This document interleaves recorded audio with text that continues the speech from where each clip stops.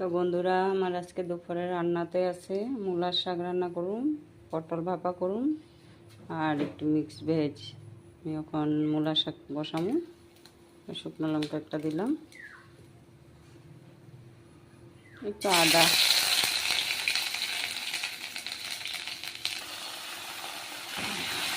মূলার শাকটা দিয়ে একটু লবণ হলুদ দিয়ে শাকটা রান্না করে নিই।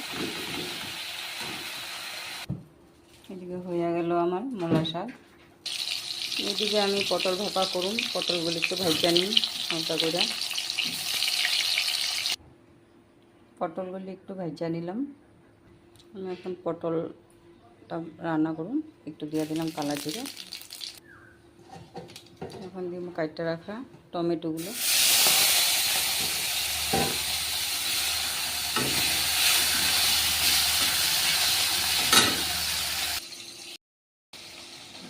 এদিকে আমি পটলগুলি ভাজা নিলাম, আর এদিকে তেল দিয়ে আমি একটু কালি জিরা ফোড়ন দিয়ে টমেটোগুলি দিয়ে দিচ্ছি। আর এখানে আছে আমার এই যে সরষা পাউডার আসছিল আমার কাছে, তো সরষা পাউডারটা নিচ্ছি, 3টা কাঁচা লঙ্কা আর লবণ হলুদ দিয়ে রাখছি। তখন আমি তেলে দিই।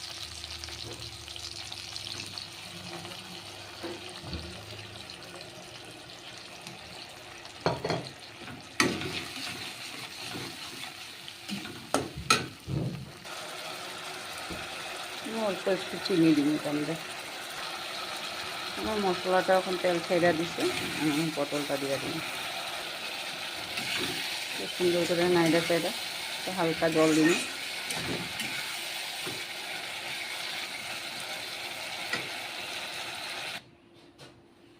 এদিকে আমার পটল ভাপা হয়ে গেছে রান্না। আর এদিকে আছে আমার এই যে মিক্স ভেজ, আমি ওখানে বসানো। বন্ধুরা, এই যে আমার মিক্স ভেজ হয়ে গেছে কমপ্লিট রান্না।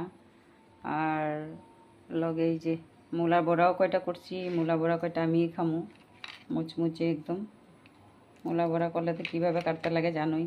আর এটা এই যে খাইতে কিন্তু বহু স্বাদে, আমাকে ঘরে কেউ খায় না, আমিই খাই একলা। এটাই তো আমার এই যে আজকে রান্না কমপ্লিট। থেকে পটল ভাপা, মূলা শাক, মূলা বড়া, মিক্স ভেজ। তো আমার ওখানে এই যে ভাতের থাল বাড়া হয়ে গেছে, আমরা এখন ভাত খামু।